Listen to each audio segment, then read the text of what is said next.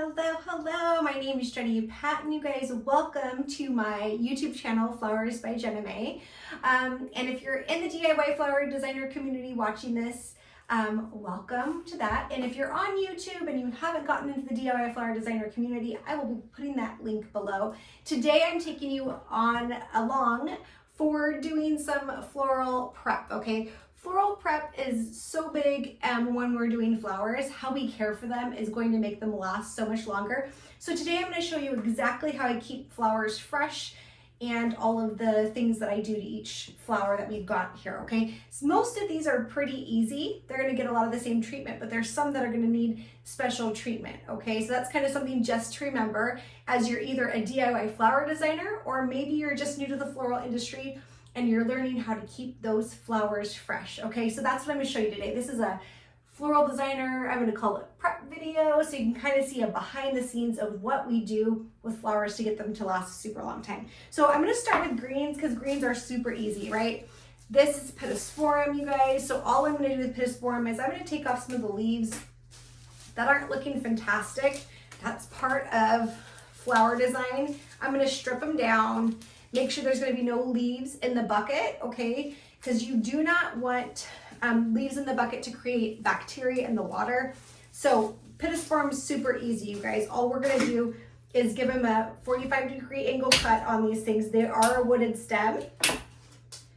So we are using these amazing shears, okay?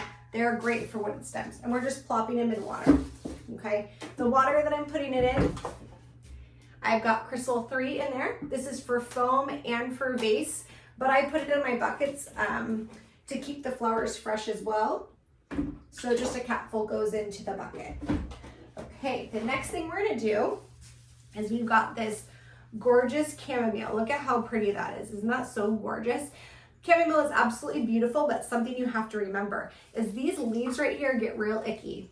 So what you're gonna have to do is make sure you strip those down, so that when you put them in the cooler, it's not gonna get all icky, okay? The cool thing with the chamomile is when you pull them down, it smells like tea in here. It smells so good.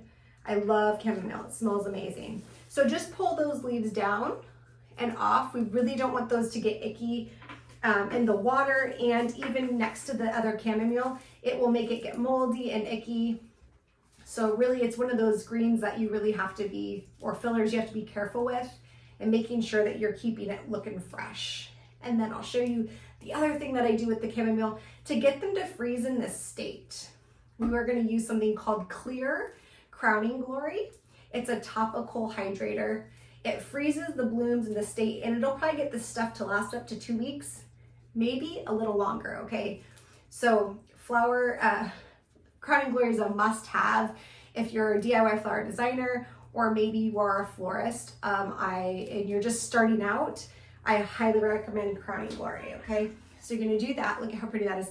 We're gonna take Crowning Glory and we're gonna just spritz it, okay? This is so beautiful. We're gonna get a bit of fresh cut, just like so. We're gonna go to the rest of the chamomile because I still got a little bit to go. So simple. Just most of flower design, you guys, is really about prepping and making the flowers look beautiful, okay? It's really just part of it. Half of, I would say almost like half the design is being able to prep the flowers and keep them alive and all of that before they get to your client. Maybe you're doing a wedding or maybe you have an event coming up. Keeping those flowers fresh is really important, and it's a skill that you need to have. So that's why I'm showing you this video, so you can kind of see how we do it. And if I was doing an event, I would spray these things like once a day until the event, so that way they stay nice and good. Thing with Clear Crowning Glory, before you put it into a cooler, you need to let it dry. Otherwise it will create a residue on there. You'll get little spots everywhere. So don't recommend doing that. Let it really soak into the flowers and get the topical really in there, okay? Just grabbing all these. This chamomile needs a little bit of love before I plop it in that bucket, okay? So simple, little cut there, just spray it right here. Okay, now we've got some seasonal greens, and when I picked them up, they didn't have names on them. If you know what they are, you can post in the comments below. I'm gonna have to look them up today. I haven't looked them up yet, but they're a really pretty seasonal green, and I'm gonna just give them a cut on the bottom, and I'm gonna crowning glory them, because that's gonna help hydrate. Eucalyptus I use crowning glory on because it helps hydrate it. Some greens have a tendency to dry out.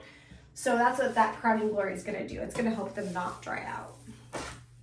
This one's gonna need to be stripped down. I'm gonna show you here in a second. Why, if you see this green right in here, it's got tons right here. You don't wanna drop any of this in the bucket because it will create bacteria. We just don't want that. So we're gonna peel it down as far as we need to go. I might actually put these in a vase because they are kind of shorter greens and I don't want them to get a bunch of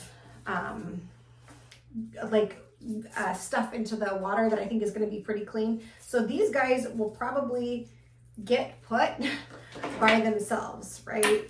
There's sometimes where we have to do that to make sure we don't get a ton of greens in the water.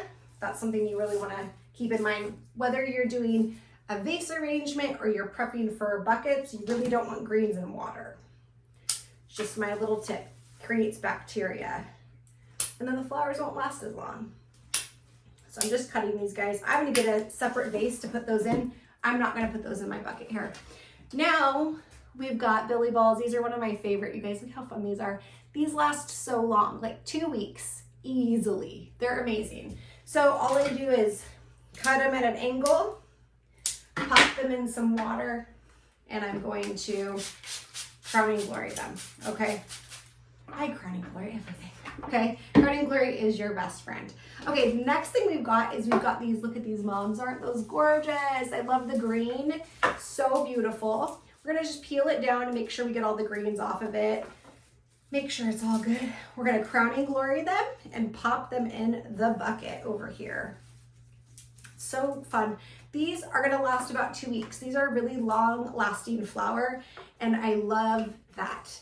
They're probably gonna be the last one to go unless the Billy Balls goes before it, okay? So it's really going to be awesome. Oops, I lost one. I have to do something with that.